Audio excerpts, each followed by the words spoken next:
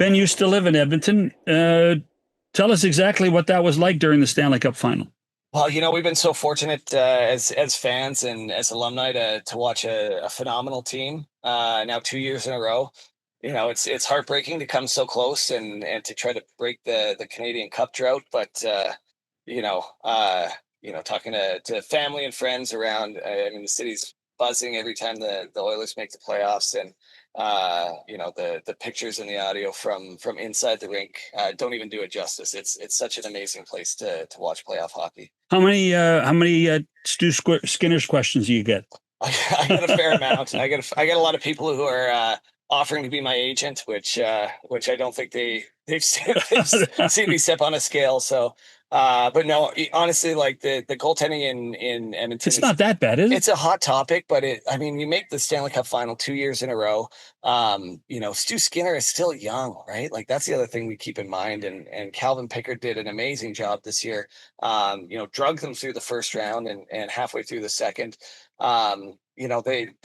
They've done a bang up job. Truly, it's hard. It's easy to be critical when you don't win at all. But they come one goal away last year, and then this year was another close one. So I've got nothing but the utmost respect for those two guys. I'm always amazed with Skinner, and you were kind of like this too as a player. Morning skate, go in the dressing room, a horde of media there.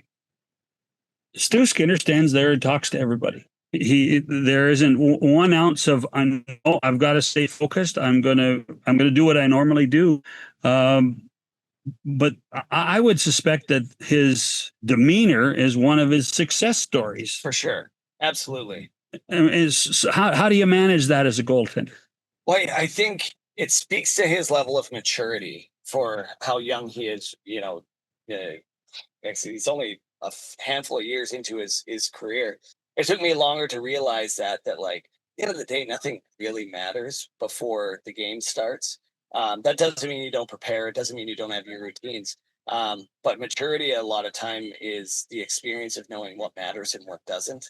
And so for some guys, it seems that the way they need to do it is kind of put blinders on and almost be tunnel vision. But that also, in my opinion, can set you up for some failure, because if any of those things go wrong, it's my diatribe against superstitions, right? If you follow your superstitious patterns to the T, the best you'll ever get is neutral, right? You're never going to feel better because of it. But if anything goes wrong, you've set yourself mentally behind the eight ball. And I think, Stu has done just an amazing job of being pretty unflappable, right? Like he's had ups and downs, well documented in his career and in the playoffs the last couple of years. And then, next game he's coming out and he's probably going to pitch a gem. So, again, a credit to his maturity at such a young age. How did you learn to get rid of the superstitions? Uh, some of it was intuitive, and then trial and error, like trying stuff and it not working, and like still, not showing up with the level of game that you expect, and realizing that my energy and my focus is better spent in these areas that are influential in my preparation and in my game. A lot's been made in the last few years about playing in Canada versus playing in the United States. You've seen it, you've lived it. Mhm. Is it an accurate issue for a hockey player, and more importantly, if it is, how do you deal with it?